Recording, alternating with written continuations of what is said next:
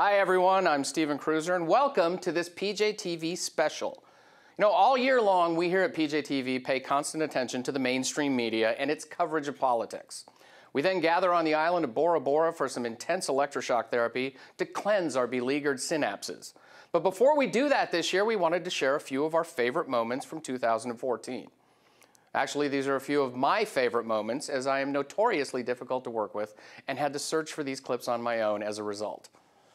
As this was an election year, there was no shortage of campaign ads to love or hate, but mostly hate.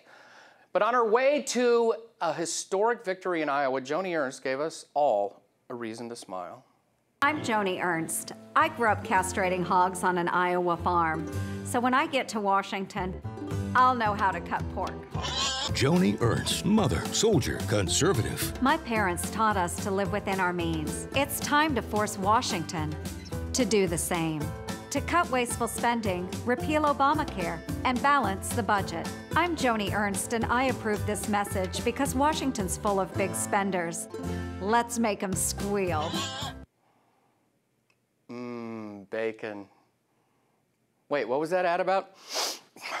In March, CNN managed to turn a tragedy into a running joke when it focused all of its coverage on the missing Malaysian Airlines plane, despite the complete lack of any news about it. Here, CNN correspondent Tom Foreman plays in a virtual cockpit while doing his corner of Munchkinland best to assure us that the plane is utterly missing. The key is what we know, not just about the plane, but about the incident. Here's what we know about what happened here. We know that at some point, the plane in question lost all contact with the land. We know that there was a change of direction, and we know that it is now utterly missing. So how can we explain those things from the vantage point of a cockpit like that? We know nothing, absolutely nothing. How uncomfortably embarrassing did all of this get? It provided two of the only genuinely entertaining lines from President Obama at this year's White House Correspondents' Dinner. I am happy to be here, even though I am a little jet-lagged from my trip to Malaysia. The lengths we have to go to get CNN coverage these days.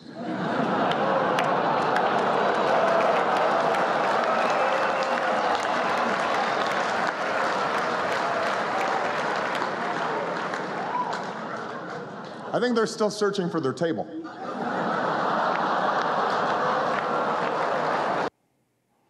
Never let it be said that I was unhappy with the entire Obama presidency, because I liked those 30 seconds right there. You know, whenever the camera would linger on Wolf Blitzer during the weeks of coverage, he could be seen to be blinking, "I used to be a real journalist, someone please kill me now," in Morse code. The plane and CNN's ratings, sadly, have yet to be recovered. This next moment is more of an occurrence, but it's an important one. As Bill O'Reilly's average viewer approaches his or her 100th birthday, Megyn Kelly has emerged as the ratings queen in the all-important 25 to 54 age demographic. She does this with a mixture of wit, preparation, and being more attractive than anyone who has ever even paused to watch MSNBC. Here, Ms. Kelly is dealing with a woman who does her most substantive work, scribbling hashtags on scraps of paper and posting pics on Twitter. She also happens to be the spokesperson for the State Department. Welcome to Obama's America, boys and girls. Right. So why can't we just accept that is what happened and then talk about why it happened? Why is there a disagreement? Why does the president come out and try to tell us now that he wasn't responsible for this decision when he sat across from Mitt Romney and said, yes, I made the call because I didn't want to get bogged down in the Middle East with 10,000 American troops still there? Well, Megyn, first of all, the facts of what happened at the ground at the time, I should say, are that we didn't have the protections for troops to remain there. There was we weren't agreement offering that enough we troops. That is just simply not consistent with what happened at the time. There are a range of people who were involved in this. I know you're referring to attempts. And he says it happened the way I'm saying it. That clip was from an interview that lasted almost 10 minutes, and when her constant repetition of talking points doesn't have the same effect that it would were she on any other network, Ms. Psaki gets visibly agitated. She then repeats the talking points over and over, and Megyn Kelly continues to debunk them all while remaining calm, collected, and incredibly hot. Quite often, the best media moments happen when politicians wander off script or are caught without a chance to prepare a script at all. Here, Tennessee Congressman Steve Cohen ends up wishing he had laryngitis that day. What are your thoughts on the sexual assault allegations against Titans player Sammy Hill? I never heard of him. I don't keep up with football, except college football, unless it's Eli Manning or Peyton Manning. And Eli and Peyton don't do sexual assaults against people other than their wives. At the same time, his brain was shouting, "Oh my God, the mouth is going to keep saying stuff, isn't it?" Cohen could have just kept walking, but like any politician, his mouth is attached to the revolution of the earth. As long as one is moving, so is the other. Through a spokesperson, Cohen later expressed regret for his words, but not for being a complete idiot.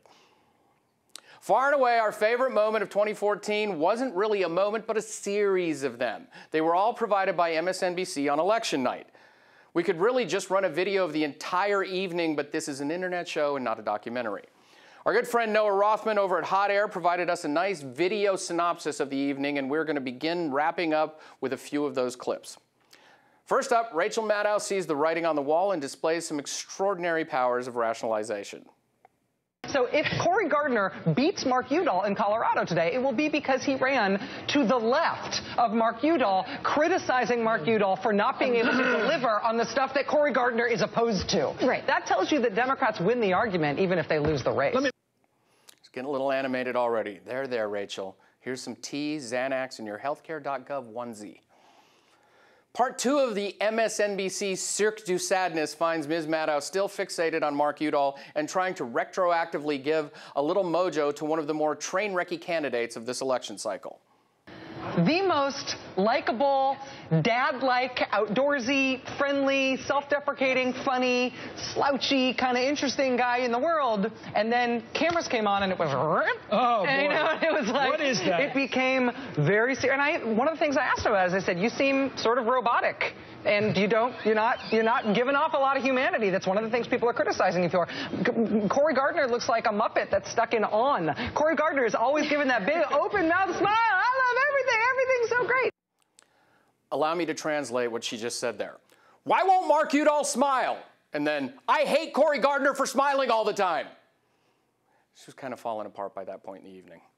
But as the night wore on, Chris Matthews decided to let his emotions show rather than to have to listen to Maddow tell Udall another story. Brown again, wanting and wishing and hoping, but yeah. Well, that may be the one Democratic victory tonight in all the contested races. Anyway, let's go right now. We got a big announcement to make right now.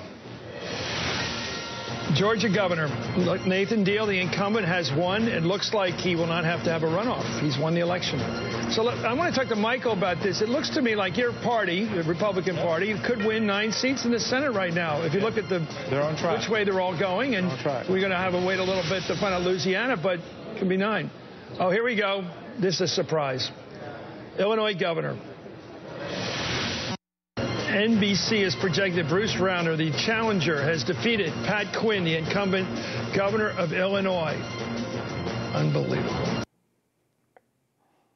That will forever be known as the day the tingle died. If you want to pinpoint the exact moment, however, this might be it. There's so much going on. There's the Denver Post endorsing Cory Gardner, the Des Moines Register endorsing Ernst. There's something weird going on among even the educated crowd that surprises me. What kind of world do we live in where newspapers are treating the First Amendment responsibly and not behaving like reliable partisan hacks? A world where even the educated people are disappointing noted intellectual Chris Matthews. It's that kind of world. Matthews likes to portray himself as a champion of the common working American. He just doesn't know any. Once off the air for the night, Tingles was seen wandering around the halls of MSNBC clutching a hope poster, weeping and repeating Keith Olbermann's name over and over. But we don't want to leave you worried about the crew over at MSNBC. The next day, the network's primetime queen, Rachel Maddow, was right back to being a serious journalist. Okay, let me tell you a story. This man is named Tom Butt. Butt with 2 T's. If part of your mind is permanently 8 years old like mine is, the fact that his name is Tom Butt is a constant source of delight when Tom Butt is in the news. And you know, if that is your last name and you choose a life that's going to keep you in the public eye, having a giggle-inducing last name like that is probably both a blessing and a curse. I mean, sure, just like they have since elementary school, people make fun, they point it out to their friends when they see your name, right? But it's also a very memorable name. They also remember your name. And when you are running for public office, people remembering your name is a really important thing. I would say name recognition in this case is an asset, but his name is Mr. Butt, so I don't want to say asset. Sorry. Yes, Rachel, you really are a winner. Here's your participation trophy that you can proudly display where Al Sharpton has to see it going to and from his teleprompter reading lessons. Maybe Mayor Butt will friend you on Facebook. That would be special, wouldn't it?